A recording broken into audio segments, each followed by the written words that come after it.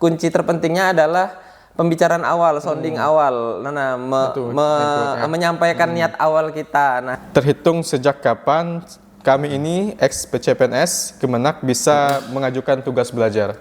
Bagaimana mekanisme pengajuan izin belajar dan apa bedanya dengan tugas belajar?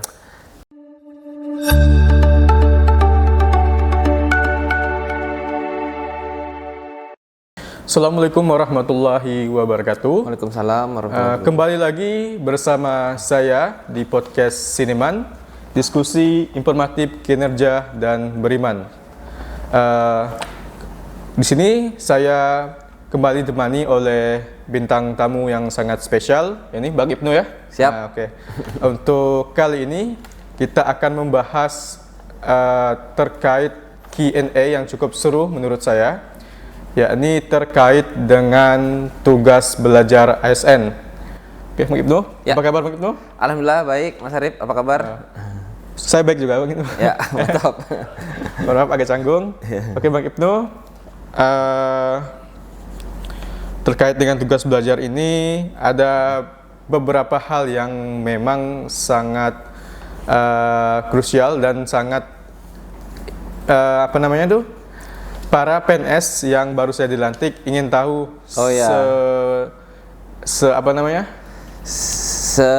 Sejauh mana persyaratan dan ketentuan-ketentuannya? Betul. Mungkin?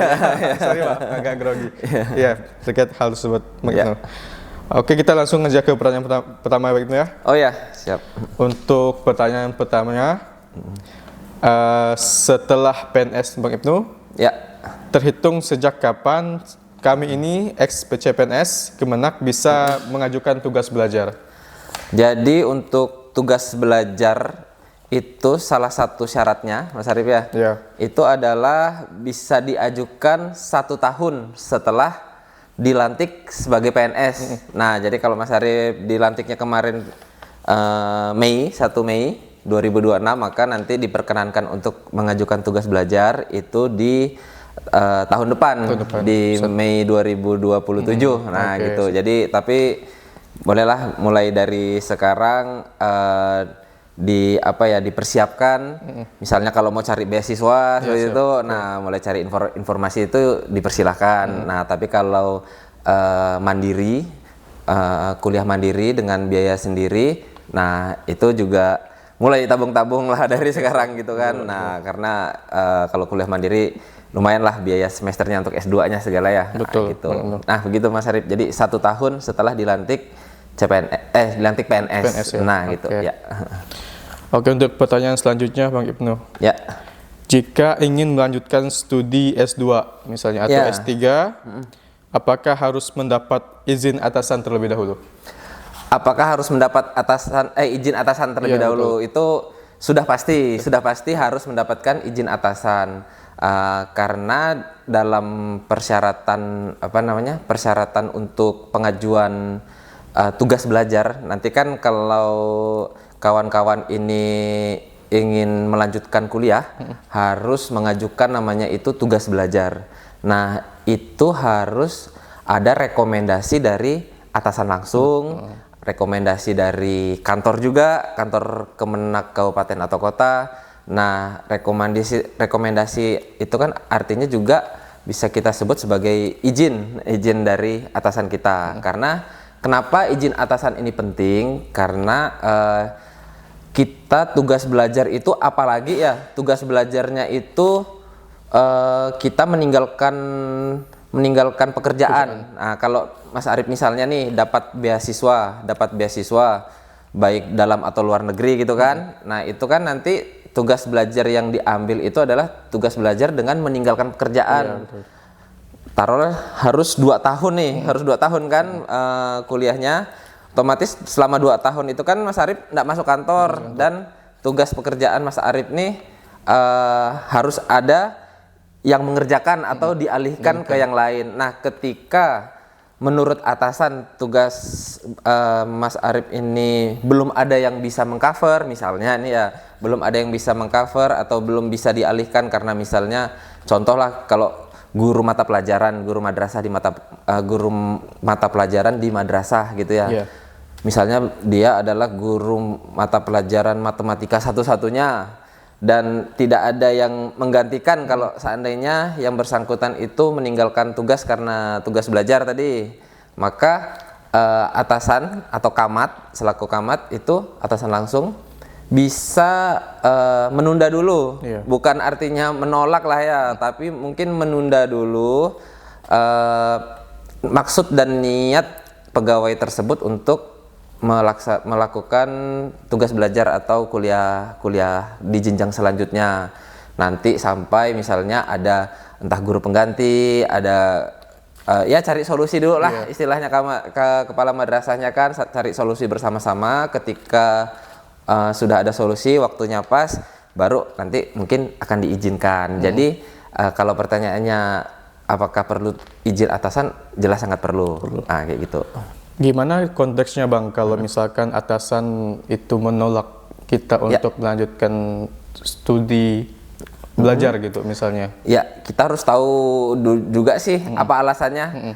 Kalau alasannya itu masih memang seperti tadi yang saya sampaikan, ya wajar, menurut saya itu wajar, ditolak wajar. Tapi kalau ditolaknya karena sentimen pribadi, jelas itu tidak boleh. Dan kawan-kawan bisa istilahnya apa ya, mengadu lah ya, mengadu ke atasan dari atasan langsung kita, seperti itu ya. Jadi kalau sentimen pribadi otomatis kan tidak diperkenankan. Tapi kalau alasan menolaknya itu tadi berkaitan dengan tugas pekerjaan, itu sih hal yang wajar dan memang atasan kita memiliki kewenangan tersebut, seperti itu Mas Harid.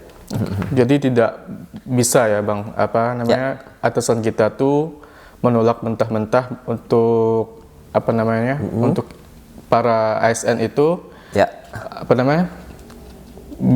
namanya, istilahnya untuk melanjutkan studi pendidikannya ya. Jadi tidak boleh itu ya Bang, karena ya itu tidak diperkenankan lah kalau apa itu kan istilahnya kita juga diberi hak sebenarnya. Kita diberi hak untuk mengembangkan kompetensi kita melalui jalur pendidikan namanya. Dan untuk pengembangan kompetensi jalur pendidikan ini diatur di dalam SE Menpan RB nomor 21 tahun 2020 SE Menpan RB 28 tahun 2021. Nah, di situ ya kita ada, meskipun tidak disebutkan ya, tapi dengan diaturnya tugas belajar dan salah satu hak kita adalah pengembangan melalui jalur pendidikan. Nah, jadi menurut saya itu salah satu hak kita. Namun ya tadi atasan memiliki kebijakan untuk mengizinkan atau tidak berdasarkan situasi dan kondisi lingkungan kerja, bukan sentimen pribadi, kayak gitu Mas Harid. Gimana kasusnya kalau misalkan sudah ada pengganti, pengganti kita, tetapi atasan tetap tidak mau memberikan, gimana gitu Bang? Kalau pertanyaan seperti itu ya mungkin nanti saya akan dikejar lagi ya, dikejar terus. Dan sekali lagi tadi itu bisa koordinasi ke atasan dari atasan langsung kita, ya paling seperti itu. Jadi istilahnya kita apa namanya, mengadu lah, mengadu, dan nanti kan mungkin sama-sama dicari jalan keluar oleh atasan dari atasan kita. Seperti itu sih Mas Harid. Oke, Bang. Dan sejauh ini di lingkungan Kemenak saya rasa sih tidak pernah dipersulit. Tidak pernah dipersulit apabila memang justru kan dengan kita melanjutkan pendidikan, maka background dari dari Satker itu sendiri akan meningkat. Misalnya kalau kayak misalnya guru madrasah, di sini kekuatan pegawai, budgeting pegawainya S1-nya, S2-nya ada sekian orang. Itu kan otomatis menaikkan akreditasi. Kalau tidak salah sih bisa menaikkan akreditasi sekolah. Kalau misalnya di kantor kita juga seperti itu, dengan semakin banyak semakin banyak pegawai yang jenjang pendidikannya tinggi, itu kan otomatis seharusnya dapat mendongkrak kinerja Satker itu sendiri. Dan memang sejauh ini sih tidak pernah dipersulit kalau memang pekerjaannya bisa di cover sama kawan-kawan yang lain seperti itu. Dan rata-rata sejauh yang saya tahu selalu diperlancar lah sama atasan kita. Termasuk Karena Melawi juga Bang ya? oh ya, justru yang saya bicarakan sih Melawi lah. Karena kalau yang satker lain ya kurang tahu lah. Seperti itu Mas Arif. Oke, Bang. Untuk selanjutnya, bagaimana mekanisme pengajuan izin belajar dan apa bedanya dengan tugas belajar? Pertama saya harus jawab bedanya dulu, bedanya izin belajar dan tugas belajar. Nah, kalau sekarang itu berdasarkan SE Menpan RB 28 2021 tadi, itu sudah tidak ada izin belajar lagi. Izin belajar sudah dihilangkan istilahnya. Istilah izin belajar sudah dihilangkan. Kalau dulu itu kan dibedakan tuh antara izin belajar dan tugas belajar. Izin belajar itu untuk pegawai PNS yang melanjutkan pendidikan dengan biaya sendiri dan tetap melaksanakan tugas pokoknya sebagai PNS. Jadi dia bekerja sambil kuliah gitu lah, kuliah sambil bekerja. Nah, tapi kalau tugas belajar dulu itu, tugas belajar itu adalah istilah untuk pegawai yang mendapatkan beasiswa, dan dia harus meninggalkan tugasnya, meninggalkan tugas pokok sebagai PNS-nya untuk fokus ke melanjutkan jenjang pendidikan itu, melanjutkan pendidikan. Nah, itu bedanya dulu. Tapi sejak keluar SE Menpan RB tadi, istilah izin belajar dihilangkan. Yang ada adalah tugas belajar dengan biaya mandiri dan tugas belajar dengan beasiswa atau pihak ketiga. Nah, seperti itu.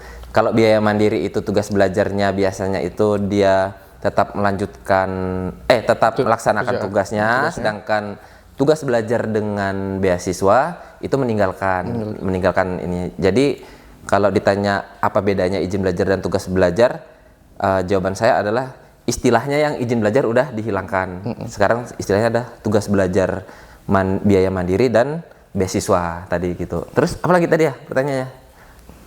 Udah sih itu aja. Bedanya. Mekanisme. Mekanisme ya? Ya. Mekanisme. Kalau mekanisme itu dari awal sekali ya, dari awal sekali itu kita harus sounding dulu lah. Pertama sounding atau menginfokan ke atasan. Jadi ke atasan kita bahwa sounding kita ada niat nih tahun depan ingin melanjutkan kuliah seperti itu. Karena apa? Karena sounding di awal ini perlu karena SK tugas belajar itu nanti akan diterbitkan kalau yang untuk ini ya biaya mandiri ya, untuk biaya mandiri yang kita sambil bekerja itu SK tugas belajarnya itu diajukan dan diterbitkan setelah kita mendaftar. Jadi misalnya Mas Arif mau daftar beasiswa, mau daftar S2 UT misalnya UT gitu ya, kan UT dengan biaya mandiri dan sambil bekerja karena kalau tidak sambil kalau meninggalkan tugas itu yang beasiswa itu memang kita dapat beasiswa cuma kita tuntukin segala itu kita tidak dapat. Nah, jadi memang jadi salah satu pertimbangan kawan-kawan yang kalau mendapatkan kalau ingin melanjutkan pendidikan itu memilih biaya mandiri tapi sambil bekerja dan tukin tetap jalan, tunjangan lain juga tetap jalan. Nah, itu kan kita mengajukan tugas belajarnya setelah kita ini Mas Arif, setelah kita mendaftar kuliahnya, setelah kita dapat jadwal kuliahnya dan biasanya itu diajukan di semester 1 atau maksimal di semester 2 ini masa perkuliahan kita sudah berjalan. Nah, jadi jangan sampai kita ndak ada pembicaraan awal nih, ndak ada sounding ke atasan kita bahwa kita berniat melanjutkan pendidikan, tiba-tiba kita daftar, tiba-tiba ada tadi itu yang menghindari sentimen pribadi kan dengan atasan, ujungnya tidak dikeluarkan surat rekomendasi misalnya ya, sehingga syarat untuk pengajuan tugas belajar juga jadi tidak lengkap sehingga SK tugas belajarnya tidak keluar. Nah, jadi memang yang paling awal itu adalah kita melakukan pembicaraan atau sounding dulu ke atasan bahwa kita ada niat untuk melanjutkan pendidikan. Setelah kalau kira-kira nanti jawabannya yes, oke, lanjut misalnya dari atasan kita, nah baru mekanisme selanjutnya adalah kita daftar dulu ke ke mana yang universitas yang kita tuju. Nah, universitas kita tuju. Kalau seandainya dia beasiswa, otomatis ya kita cari-cari beasiswa dulu, mendaftar. Nanti kalau udah diterima, kan setelah diterima itu nanti ada tuh kayak surat keterangan diterima kan, surat keterangan kuliah lah, surat keterangan kalau yang beasiswa tadi surat keterangan diterima, kemudian jadwal kuliah, kemudian apa namanya kita minta surat rekomendasi dari atasan segala kan. Kalau syarat-syarat tadi sudah terpenuhi, maka kita kalau di Melawi upload lewat LDR. Upload lewat LDR. LDR lewat mana bang kira-kira bang? Di situ ada menu apa namanya layanan kepegawaian, kemudian pilih pengajuan tugas belajar. Nah, pengajuan tugas belajar setelah itu nanti kita verifikasi sama tim kepegawaian di Melawi sini kan. Kita lihat syarat-syaratnya, setelah itu kita kirimkan berkasnya ke Kanwil. Nanti selanjutnya Kanwil akan membuat surat perjanjian kontrak belajar namanya, perjanjian kontrak belajar antara instansi dengan pegawai yang akan melanjutkan pendidikan. Nah, setelah kontrak belajarnya keluar, baru nanti mekanisme selanjutnya adalah kawan-kawan mengupload berkas-berkas tadi yang sudah lengkap itu ke aplikasi namanya SIM SDM. SIM SDM. Nah, jadi Kemenak itu punya aplikasi SIM SDM buat salah satunya adalah pengajuan tugas belajar. Dan dari aplikasi situ kita mengajukan tugas belajarnya itu langsung ke biro pusat, ke biro pusat. Nanti kalau disetujui baru turunnya pun dari SIM SDM kita download di situ. Jadi kayak gitu mekanismenya, Mas Arif. Cukup berbelit-belit ya bang ya? Nggak berbelit-belit karena kita belum ini aja menjalankan. Kalau sebenarnya ya apa namanya? Kalau secara ringkasnya izin atasan awal, terus apa namanya? Memenuhi persyaratan. Nah, ketiga upload ini, 3 langkah aja sebenarnya. Karena kita mungkin belum melakukan, jadi terasa belum ada bayangan lah mungkin Mas Arifnya. Tapi kalau kawan-kawan yang udah ini sih ya nggak susah kok. Jangan patah semangat. Ada nggak sih bang kasusnya sudah di tengah jalan lulus segala macam, terus atasannya kamu nggak boleh lah, kamu nggak izinkan, gimana? Kasusnya begitu. Sejauh yang saya tahu kalau di kita sih enggak ada ya. Karena itu dia tadi memang kunci terpentingnya adalah pembicaraan awal, sounding awal. Menyampaikan niat awal kita. Nah, kunci awalnya di situ. Jangan sampai ada miskomunikasi, enggak ada izin, enggak ada apa, tiba-tiba Pak saya udah daftar kuliah, mohon rekomendasinya. Itu kan juga tidak dibenarkan lah. Nah, jadi justru sebelum kita daftar itulah kita sudah menyampaikan niat kita ke atasan kayak gitu. Tipsnya jangan sampai terjadi apa yang Mas Arif takutkan lah tadi. Gitu. Siapa? Ya. Oke bang, untuk pertanyaan selanjutnya, kapan bisa mengupdate pendidikan jika sudah S2 sebelum CPNS, dan apakah berpengaruh terhadap pangkat, jabatan, dan golongan? Oke, jadi mungkin kawan-kawan yang sebelum masuk menjadi CPNS Kemenak itu sudah ada yang S2 dulu ya, dan udah lulus, udah terima ijazah segala gitu ya. Nah, pada dasarnya itu sudah pernah kita lakukan juga di Melawi. Itu seangkatan saya juga, ada kawan seangkatan saya yang sudah S2 dan sebelum mereka CPNS sudah S2. Dan saat itu dan masih ketentuannya sama dengan masih sampai sekarang tuh masih sama.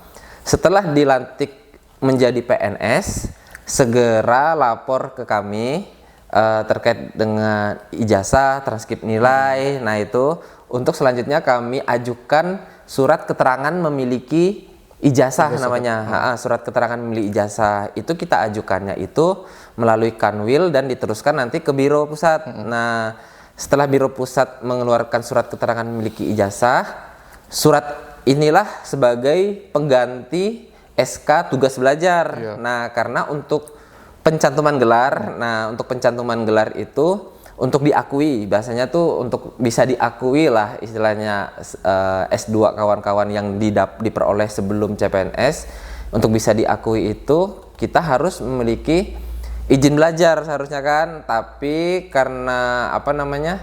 Karena diperoleh sebelum CPNS, maka yang perlu diurus adalah surat keterangan memiliki ijazah. Seperti itu Mas Arif. Setelah surat memiliki kita dapat setelah terbit surat keterangan memiliki ijazahnya, selanjutnya itu tadi itu proses pencantuman gelar ke BKN.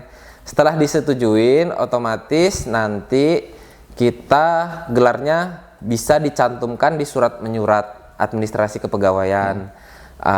Misalnya Mas Arif udah diakui nih, sekarang apa Mas Arif? Sarjana sosial. Nah, MSI misalnya, MSI-nya udah tercantum, itu berkaitan dengan apa tadi, pengembangan karir ya. Pengembangan karir itu kaitannya adalah kita mendapatkan nilai angka kredit tambahan. Nilai angka kredit tambahan hasil konversi dari apa namanya, jenjang pendidikan kita yang lebih tinggi. Nah, untuk nominal apa? Besarnya berapa? Angka kreditnya itu adalah besarnya itu 20, kalau di ketentuan bahasanya itu 25% dari total kebutuhan angka kredit untuk kenaikan pangkat. Misalnya kalau Mas Arif butuh naik pangkat itu 50 kan di ahli pertama kan?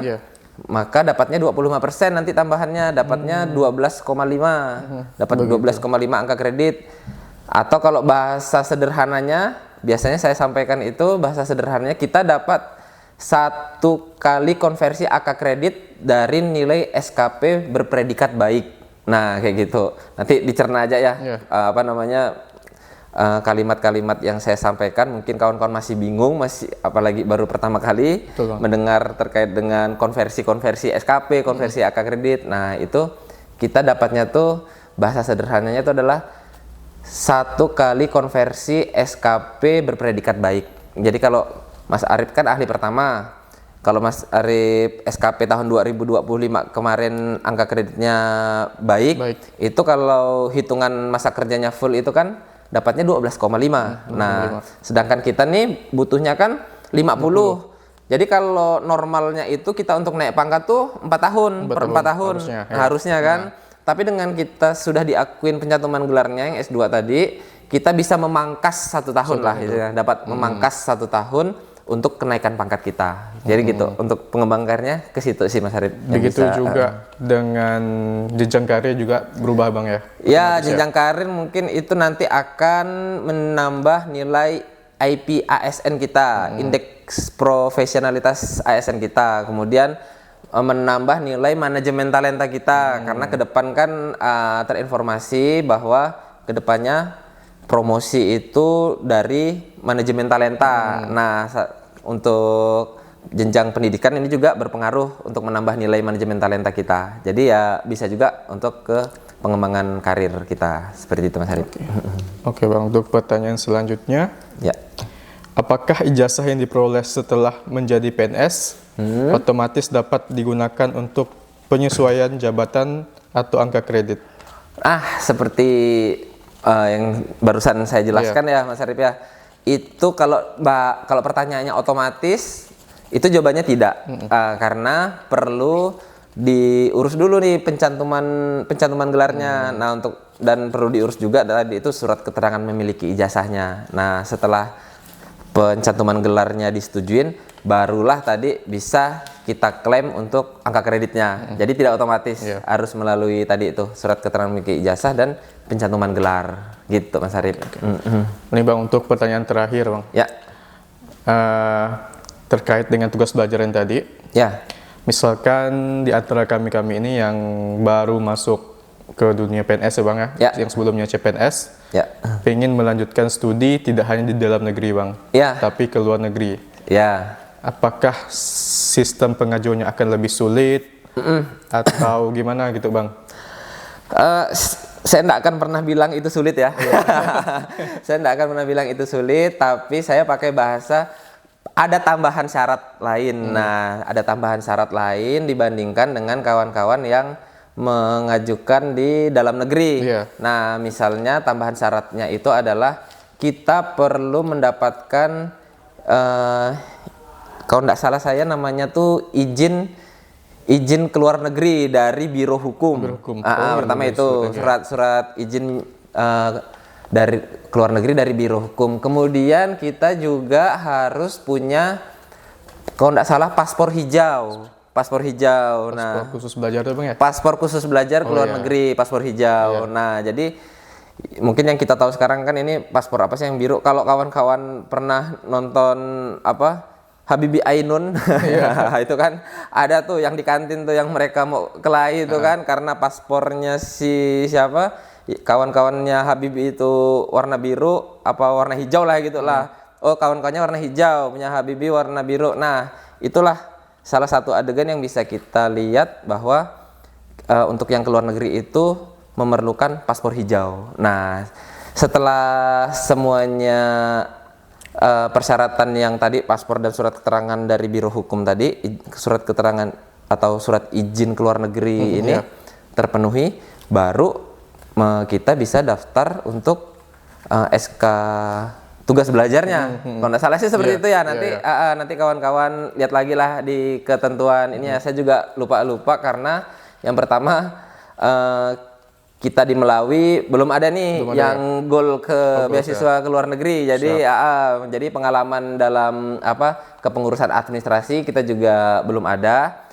Masih hanya sebatas nanya-nanya rekan lain nih, masih nanya-nanya rekan lain seperti itu. Tapi yang pasti tadi itu harus ada tambahan syarat 2 tadi itu, Mas Arif, seperti itu.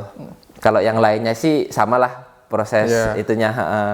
Kan saya juga udah riset gitu Bang, terkait dengan proses belajar gitu. Ya. Di Kemenakan ada namanya BIB atau Beasiswa Indonesia Bakti khusus Kemenak gitu khusus Bang. Kemenak ya. Dan itu memfasilitasi kita untuk bisa melanjutkan S2 juga ke luar negeri Bang. Ya betul. Bisa juga ada juga LPDP atau beasiswa lain misalkan Australian Awards segala macam. Ya. Kira-kira apakah memang dari instansi kita ini memang support atau tidak gitu Bang untuk meningkatkan SDM kita gitu Bang ya? Ya, otomatis kalau menurut saya sih pasti support. Contohnya kita ambil contoh di kabupaten lain dulu lah yang sudah ada sudah mengirimkan pegawainya untuk tugas belajar ke luar negeri. Kalau yang seangkatan saya, saya tahu seangkatan saya itu ada di Sintang dan di Kapuas Hulu dan mereka disupport penuh lah pastinya dengan oleh satkernya disupport penuh. Dan sejauh ini yang saya tahu ya kalau seangkatan saya 2 orang itu ya aman dan lancar aja sih, aman dan lancar aja sih. Jadi mungkin kalau kawan-kawan di Melawi ada yang berminat untuk tugas belajar ke ke luar negeri, tentu pasti kita support lah ya, karena jadi nilai plus satker kita juga kan, bahwa kita ada nih PNS atau ASN yang memiliki kemampuan untuk bisa menembus beasiswa ke luar negeri. Seperti itu Mas Arif. Oke Bang, terima kasih Bang untuk pencerahannya, sangat-sangat berarti bagi kami yang baru memasuki masa PNS nih Bang, terutama dalam hal tugas belajar nih Bang. Yang memang sangat saya butuhkan informasinya terkait dengan tugas belajar ini Bang, karena mungkin saya kan bisa jadi setahun ke depan atau 2 tahun ke depan udah ada niat gitu ya? Sudah ada niat lah ya untuk melanjutkan tugas belajar gitu Bang. Semoga dimudahkan. Ya amin, semoga dimudahkan. Dan apa yang saya jelaskan, yang kita diskusikan ini masih berupa luar-luarnya secara umum gitu ya. Kalau kawan-kawan mau melihat secara langsung rincian ketentuan tugas belajar itu tadi bisa lihat di SE Menpan RB nomor 28 tahun 2021 atau di turunannya kita juga ada KMA keputusan Menteri Agama yang mengatur turunan dari SE tadi itu saya agak lupa lihat catatan dulu ya. Itu di KMA 402 2022. Nah, bisa dibuka langsung di situ tentang pengembangan kompetensi bagi PNS melalui jalur pendidikan. Nah, jadi biar lebih rinci lah, biar lebih lengkap. Nah, kita di sini hanya istilahnya pengantarnya aja secara umum gitu ya Mas Arif. Oke, mungkin Bang itu saja yang dapat kami sampaikan melalui sesi podcast Sineman kali ini. Yap. Kurang lebihnya kami mohon maaf. Wabillahi taufiq wa hidayah. Wassalamualaikum warahmatullahi wabarakatuh. Waalaikumsalam warahmatullahi wabarakatuh.